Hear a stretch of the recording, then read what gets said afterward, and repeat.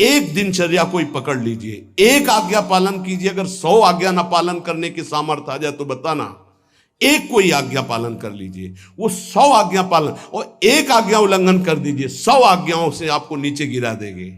एक दिनचर्या पालन कर लीजिए, आप अपने मन को आज्ञा पर लगा दीजिए, एक दिनचर्या पालन कर लीजिए। कौन सी दिनचर्या ऐसी कठिन है जो आप पालन नहीं कर सकते? मैंने एक यूरोप का आदमी था, वो बहुत अमीर था। वो मरते समय घर वालों को कहा कि मैं एक वसीयत लिखा है, वो मुझे पढ़ने को मिली उस दिन। पूज्य नारायण स्वामी जी कह रहे हैं उसमें कोई रुपया पैसा की वसीयत नहीं थी। उसने एक बहुत मोटे अक्षरों में शब्द पूरा खाली, पूरी डायरी खाली, केवल एक शब्द, और कहा मैं ये वसीयत आप लोगों को लिखकर, time is money in the world. सही शब्द है कि गलत है? वर्ड होगा, हाँ, क्योंकि ज्यादा पढ़े लिखे। Time is money in the world. दुनिया में सबसे बड़ी संपत्ति समय है। दुनिया में सबसे बड़ी संपत्ति समय है।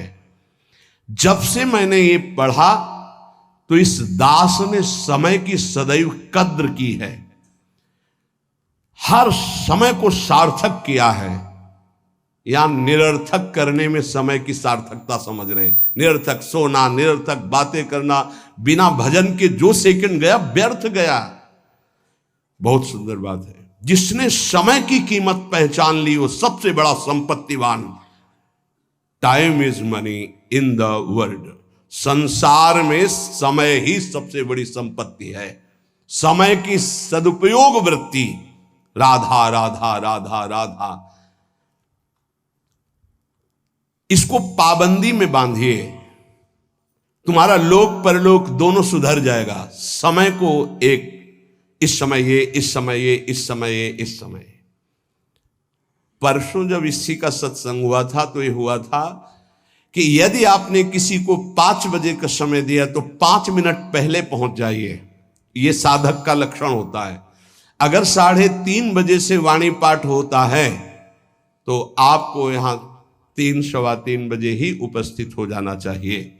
आप सर्वांतर्यामी भगवान के द्वारा दिया हुआ दिव्य मानव देह और दिव्य सत्संग और इसको दिव्य बनाने का अवसर खो मत। नहीं, ये सोने के लिए नहीं, ये व्यर्थ के लिए नहीं, ये मुंह दिखी करने के लिए नहीं है, ये अंता से पालन करने के लिए है। जब से मैंने ये शब्द पढ़ा था time is money in the world, तो अपने जीवन में कभी 1 मिनट भी व्यर्थ नहीं खोने दिया। 1 मिनट भी। देखो, यही लगन नींद पर विजय प्राप्त करवाती है। यही लगन कि मुझे समय बर्बाद नहीं करना, जितना अधिक से अधिक भजन। पता नहीं आज शाम हो कि ना हो, हम क्यों अपने इस दिव्य समय को नष्ट करें। पर लोग समय कटता नहीं है इसलिए टेलीविजन और कई कई प्रकार की बहिर्मुख वृत्तियों को स्वीकार करते हैं कि समय काटना है। बोले समय नहीं कटता। और सही पूछो तो भगवान से मनाया जाता है कि नींद ना आवे, कभी ये रात्रि ना हो, इसके लिए कि मैं रात्रि हो गई तो 10 घंटे 8 घंटे सो रहा हूं। नहीं, रात दिन भजन, जाना है यहां से। पता नहीं आप लोगों के दिमाग में है कि नहीं है। हर समय बात है कि जाना है। कोई भी मिनट आखिरी हो सकता है। बिल्कुल चलो, जाना है। फिर किस बात के लिए उदास हो जाना, निराश हो जाना। क्योंकि ये पक्का पता मुझे जाना है। कहां जाना है? लाडली जी के पास जाना है। जिनके लिए तरस रहे हैं उनके पास जाना है। तो उसमें कोई भय है क्या कि जाना? जिनके लिए हम तरस रहे, तड़प रहे, उनके पास जाना है। जहां अनंत जन्मों से बिछुड़े वहां जाना है। कोई आश्चर्य की बात है, कोई दुख की बात है, कोई घटना की बात है। और जाने का ये बुलावा है। एक माई है, भयंकर कैंसर से पीड़ित है।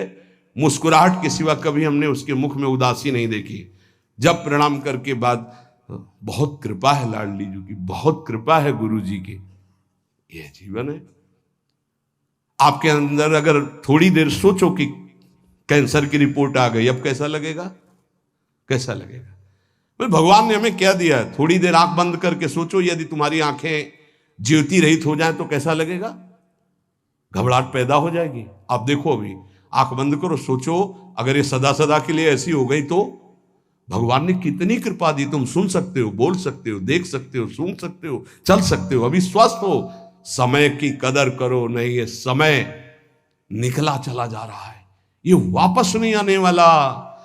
और स्थिति ऐसी बना लो कि हर स्थिति में तुम्हारा मंजीरा बजने से रुके ना। पक्का जब भीषण कष्ट की स्थिति थी तब भी कहते थे व्हील चेयर में बैठा लो, हमारा नियम है इस समय बाहर निकलकर 4 चक्कर लगाना, आप लगाओ चक्कर। नहीं ऐसे नहीं बैठा लिए, हमारा नियम, और जो नियम है उठाओ हमको, टांग के ले चलो, हमारा शरीर का संस्कार करो वैसा चलो, टाइम बाय टाइम। ये क्यों हुआ? बचपन से इसका अभ्यास और भगवदाश्रय। इसीलिए सबसे प्रार्थना करते हैं, ये किसी एक के लिए नहीं है। व्याधि मंदिरम शरीरम व्याधि मंदिरम, कौन सा देवता प्रकट हो जाए? किडनी फेल कर, कितने प्रकार के रोग हैं भैया। और एक बार जहां रिपोर्ट आई कैंसर, खत्म खेल, भजन साधन सब खत्म, चेहरे का रंग बदल, दिल बोले ब्लॉक हो गए इस दोनों नसें। अब वो परेशान है, अरे ब्लॉक नहीं, फेल हो जा पास हो जा, इसमें क्या जान। राधा राधा हर समय तैयार है। जैसे आर्मी का जवान तैयार रहता है बॉर्डर पे कि कहीं से भी गोली आ सकती है, ऐसे बिल्कुल तैयार रहो, पक्का तैयार रहो। बार बार कह रहे हैं सावधान, समय की कीमत को पहचानो, हर श्वास में राधा राधा। एक हित धाम में आए थे, बोले अब बस वृंदावन आ रहा हूं, तो अचानक श्री जी की कृपा से दृष्टि में हमका, आप जाइएगा मत, अब यहीं रहिएगा। बोले नहीं अभी कुछ बेचने को रह गया, बेच करके बस फटाक से आया। उनका पता नहीं भगवान की क्या लीला है, हमारा मन कह रहा है मत जाइए। बोल नहीं महाराज, अभी जब कई महीना नहीं आए तो परिचय के जो आते थे पूछा, तो उन्होंने बताया उनका एक्सीडेंट हो गया, कई जगह से उनके अंग टूट चुके हैं वैसे। फिर जब आए थे तो एम्बुलेंस में आए थे कई महीने बाद, तो रो रहे थे। हमका भगवान प्रारब्ध टालना चाहते थे पर प्रारब्ध प्रबल हो गया, आप आज्ञा पर महत्व नहीं दिए, और वो ऐसी परिस्थिति अब कभी नहीं आ सकते। बड़े स्वस्थ और चलते फिरते, सूचना मिली कैंसर, 2 महीने में हालत खराब, पर वो तो समर्पित थे, तो यहाँ वेदांत हॉस्पिटल में आके धाम बेसरी। कुछ भरोसा नहीं इसका, जो बहुत अकड़ के चल रहे हैं और लंबा समय इतना कमा के रख दें कि 7 पीढ़ियां तक खाती चले जाएं। बड़ा व्यवस्था के ऊपर व्यवस्था, ये नहीं सोच रहे यहां से जाने की तैयारी हम क्या कर रहे हैं। नारायण स्वामी जी कहते हैं, गोस्वामी तुलसीदास जी महाराज के दोहे हम अपने जीवन में सामने रखा है, आप भी सुन लीजिए। सत्य वचन आधीनता परतीय मातु समान, इतने में हरि ना मिले तो तुलसीदास जवान। मैं इस बात की गारंटी लेता हूं कि यदि आप वाणी से सत्य बोलेंगे और भगवान की अधीनता और पराई माता बहनों के मात्र दृष्टि से, तो तुम्हें भगवान मिल जाएंगे पक्का। इतने में ना मिले तो इसकी जमानत मैं लेता हूं, गारंटी मैं लेता हूं, निश्चित भगवान मिलेंगे। मैंने बहुत इस दोहे को सामने रखा है, सत्य वचन और भगवान की आधीनता और परती मात समान, इतने में हरि ना मिले तो तुलसीदास जमान। आधीनता का साधन एकमात्र भगवान का दृढ़ भरोसा। जब मैं गोमती नदी के किनारे भजन किया, नारायण की आज्ञा से, अलग अलग आज्ञा होती जाती थी भगवान की, तो वहां से चाहे वो हिंदू हो, चाहे वो मुसलमान हो, चाहे ईसाई हो, कोई भी निकले, हमको सबको नारायण दिखाई दे, सब में नारायण दिखाई देते थे। सबकी चरण रज माथे पे लगाता, सबकी चरण रज माथे पे लगा। अगर कोई इस साधन को कर ले तो बहुत जल्दी देहाभिमान गलित हो जाए।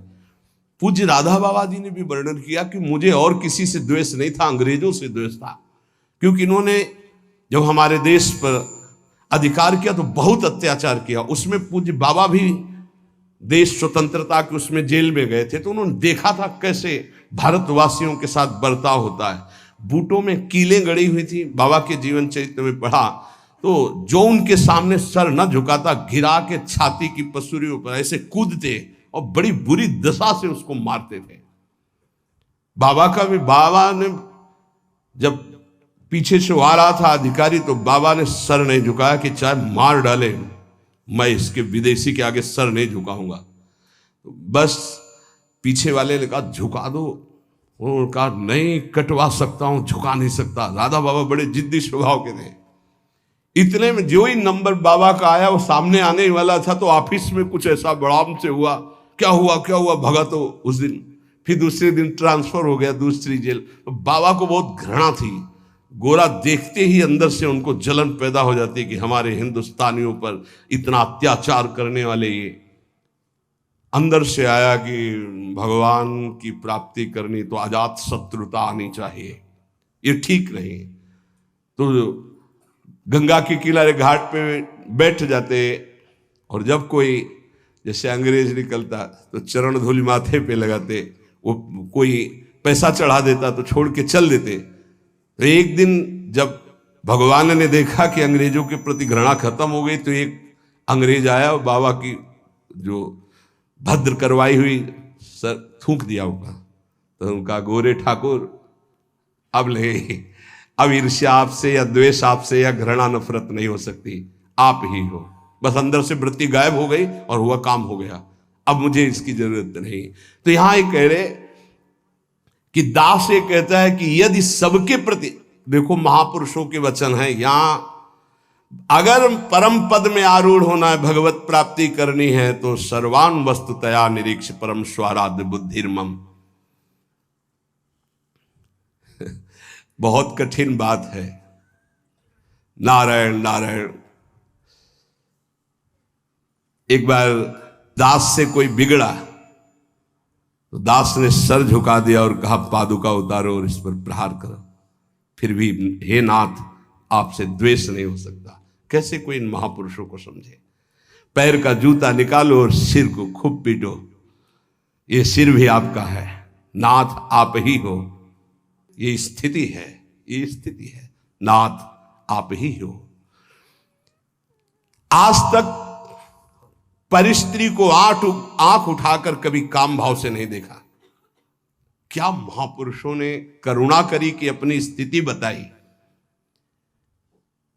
जब कभी मन ने साधन काल में आकर्षण किया तो हमने ऑपरेशन करके दिखाया मन को कि क्या है।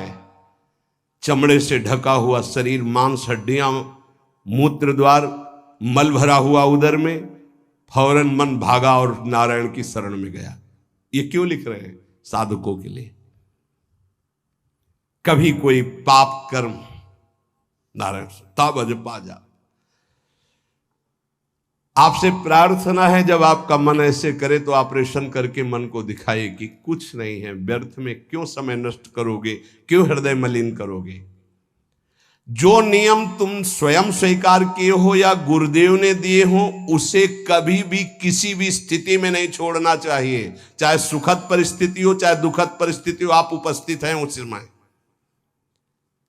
चाहे वो भजन का हो, चाहे वो सेवा का हो, चाहे वो व्यवहार का हो, आप ध्यान दीजिए आपको परमार्थिक बहुत लाभ होगा यदि आप ऐसा करेंगे। भगवान की जो इच्छा है उसमें तुम राजी होना सीख जाओ। ये बात हमने एक, जैसे यूरोप की उससे ऐसे हमने एक, अब हमको तो ज्यादा अंग्रेजी आती नहीं, let the will of God be done, DONE है डन। हाँ भाई हम तो ज्यादा पढ़े कि जो भगवान की इच्छा है उसमें अपनी इच्छा को मिला दो। मैंने ये सूत्र अपनी डायरी पे लिखा। हमारे यहाँ चतुराशी जी में, ये तो अंग्रेजी से लिखा है, हिंदी से, जोई जोई प्यारो करे सोई मोहि भावे। ये सूत्र है, अगर इसको स्वीकार कर लिए, समस्त चिंताओं से मैं मुक्त हो गया इस सूत्र से। भगवान की जो इच्छा है उसमें अपनी इच्छा मिला दो। लेकिन इतना भजन होना चाहिए कि ये पता चले कि भगवान की इच्छा है कि मेरी इच्छा है। इसमें समझना ही तो सब भगवान की इच्छा मान के फिर कहेंगे कि भगवान की इच्छा के बिना पत्ता नहीं हिलता है, तो जितना पापाचरण वो सब भगवान की इच्छा से हो। नहीं, ऐसा नहीं। इसीलिए विवेक की आवश्यकता है, मन के संकल्प को और भगवत इच्छा को देखना। कैसे जानेंगे भगवान की इच्छा है और कैसे जानेंगे मन की इच्छा है? जो इंद्रियों की विलासता का संकल्प बना करके कार्य किया जाता है वो मन की इच्छा होती है, और जो बिना संकल्प के अकस्मात, वो भगवान की इच्छा। जैसे हम जा रहे हैं, किसी को जरा सा धक्का लग गया, उसने पीट दिया हमको, ये मेरा कोई संकल्प नहीं था, या अचानक कोई ऐसी घटना घट गई, सामने वाले को दुख पहुंच गया, मेरा संकल्प नहीं था, या किसी भी तरह की कोई, वो भागवतिक होता है विधान। हम उसमें अपनी इच्छा, मन के संकल्प के द्वारा जो इंद्रिय जनित, वासना जनित, वो भगवान की इच्छा नहीं होती। पर इतना अंतर्मुख साधक हो तभी तो पहचान पाएगा। सारी चिंताओं से मैं मुक्त हो गया जिस दिन ये सूत्र पढ़ा।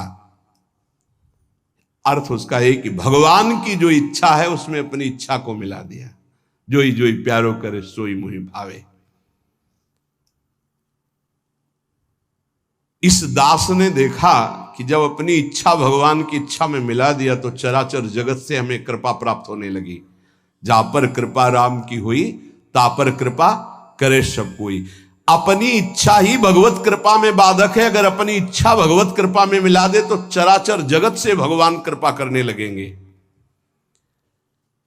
योग वासिष्ठ में इस दास ने एक सूत्र पढ़ा, पुरुषार्थ ही परम दैव है।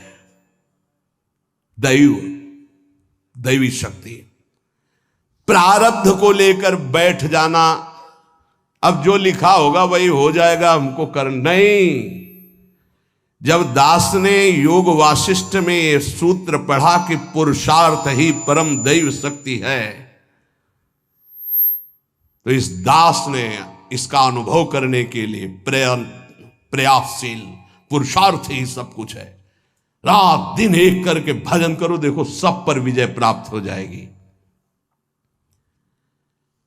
कभी कभी प्रारब्ध बाधा पहुंचाने की चेष्टा करता है, पर प्रबल पुरुषार्थ प्रारब्ध को रौंद देता है। प्रबल पुरुषार्थ, पुरुषार्थ जो साधन भजन मिला है इसमें प्रयत्नशील।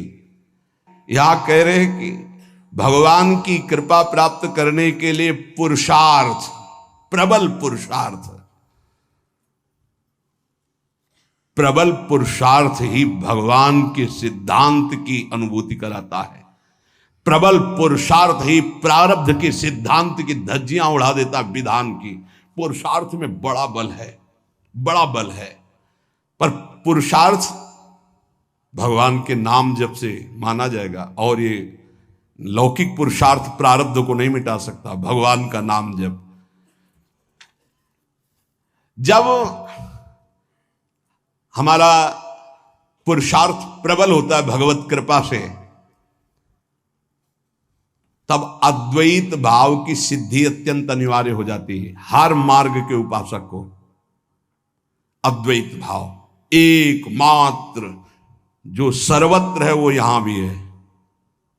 गुरुदेव भगवान को एक बार, इसके बाद द्वैत प्रेम का आता है। पहले द्वैत से अद्वैत और अद्वैत से द्वैत। अपने इष्ट देव को सर्वत्र देखने की चेष्टा करे, किसी भी अन्य अपने इष्ट देव के नाम रूप की निंदा अवहेलना ना कर दे, नहीं तो अपने इष्ट देव की भक्ति में फर्क पड़ जाएगा। जैसे परिक्रमा लगा रहे हैं, रास्ते में हनुमान जी का मंदिर है, आरती हो रही है, अरे क्या हनुमान जी, हम तो नहीं, महाभागवत है। आधा मिनट रुके, हाथ जोड़े खड़े हैं, आरती के दर्शन कर रहे हैं। राधा वल्लभ लाल आप इस रूप में हो, जय हो श्री राधा वल्लभ लाल की जय, आगे बढ़ दिए। देखा किसी भगवान की झांकी जा रही है, पंचांग प्रणाम किया, राधा वल्लभ लाल की जय। ये वैष्णव धर्म है, ये उपासना का मार्ग है। ये नहीं कि अवहेलना करना, ऐसा नहीं है। हाँ, हम दर्शन करने नहीं गए, सामने से गुजर रहे थे, किसी को भी। ये अपने स्वामी नारायण की कृपा से जाना, इस मर्यादा को सदैव उपासक सुरक्षित रखे। कोई भी भगवान की सवारी जा रहे, कोई भी भक्त जा रहे, सबकी चरण धूल में नमस्कार। एक और साधन अजपा जाप के लिए आवश्यक है, अगर आप कर सके तो अमावस्या और पूर्णिमा के दिन उपवास करना सीख ले। अमावस्या नारायण स्वामी जी का अपना अनुभव, हम ये व्रत रूप में नहीं कह रहे, ये हम भजन बढ़ाने के लिए कह रहे हैं। ये दत्तात्रेय महाराज जी के ग्रंथ में मैंने पाया था, उसी दिन से हमने शुरू कर दिया नारायण स्वामी। उसे अच्छा है, एक दिन अगर उपवास रहेगा तो आंतों को थोड़ा अवसर भी मिल जाएगा। पूर्णिमा और अमावस्या के दिन उपवास का देख लो, अगर आपको ऐसा लगे तो ठीक है, नहीं तो थोड़ा प्रसाद पाके। गृहस्थ में अगर पूर्णिमा अमावस्या के दिन किसी तीर्थ धाम या कहीं भी जाए तो किसी का भी दिया हुआ कुछ ना खाए, क्योंकि उस दिन का प्रतिग्रह बहुत बड़ा प्रतिग्रह माना जाता है। ये जो हलवा पूड़ी बिटता है ना, वो खाते हुए रास्ते में चलते हुए मना है। अगर वास्तविक पुण्य कमाने तीर्थ यात्रा या धर्म क्षेत्रों में जाते हैं, गृहस्थी में। दास को ये जब दत्तात्रेय जी की वाणी से पता चला तो जीवन भर के लिए नियम ले लिया कि पूर्णिमा और अमावस्या को भोजन ही नहीं करना। तो मुझे ये लगता है कि उपासक को भजन के लिए अनिवार्य है ऐसा करना। त्याग और संतोष, ये साधु का तो धन होता है, साधक का तो धन होता है। ज्ञान और भजन ये उसका फल होता है। हर समय भजन और ये ज्ञान है कि सर्वत्र मेरे प्रभु। त्याग ये स्वभाव में बैठा होता है, संतोष ये स्वभाव में बैठा होता है। ये जो मूर्ति पूजा की अवहेलना करते, इन लोगों की बात मत सुनना। मैं स्वयं अपने भगवान नारायण की कृपा से अनुभव किया है कि मूर्ति पूजा से बहुत जल्दी भगवान प्रसन्न होते हैं। इस दास का अनुभव भी है नारायण की आज्ञा से। सेवा करते समय मन बहुत जल्दी इष्ट में आसक्त हो जाता है। अन्य समय भागेगा लेकिन सेवा में आसक्त हो जाएगा, क्योंकि मन की एकाग्रता सेव्य घसीट लेते हैं। इसको खिलवाड़ न समझे जो प्रभु की सेवा हो रही। दास को जब नारायण ने आदेश किया तो इसमें बहुत सुख मिला। भक्ति ईश्वर प्राप्ति में समर्थ है, पर यह ज्ञान अत्यंत आवश्यक होना चाहिए। जब सर्वत्र भगवान है तो मूर्ति में भगवान क्यों नहीं? ये जो लोग खंडन मंडन करते हैं, यह अधूरा ज्ञान है। मेरे ख्याल से अधूरे ज्ञान से परमार्थ में काम नहीं चलता है। जैसे एक टांग से चलना बड़ा कठिन होता है, ऐसे ही कि वो निराकार है इतना ही मान लेने से नहीं होगा। जैसे दो टांगों से आराम से चला जाता है तो वो निराकार भी है, वो साकार भी है, वो साकार भी है और निराकार है। दोनों की उपासना हम करते हैं। जैसे साकार रूप में ये कर रहे, निराकार रूप में सब अंतर्यामी रूप में भगवान सबके हृदय में विराजमान है। काम क्रोध लोभ मोह के दमन का साधन जो गृहस्थी में समझते हैं कि बड़ा कठिन है, ऐसा ना समझें। गृहस्थी में इन साधनों का तुम नियम लीजिए, भगवान तुम्हें सामर्थ्य देंगे कि तुम संयमी बन जाओगे, तुम सहनशील बन जाओगे, काम क्रोध लोभ मोह पर विजय प्राप्त कर लोगे।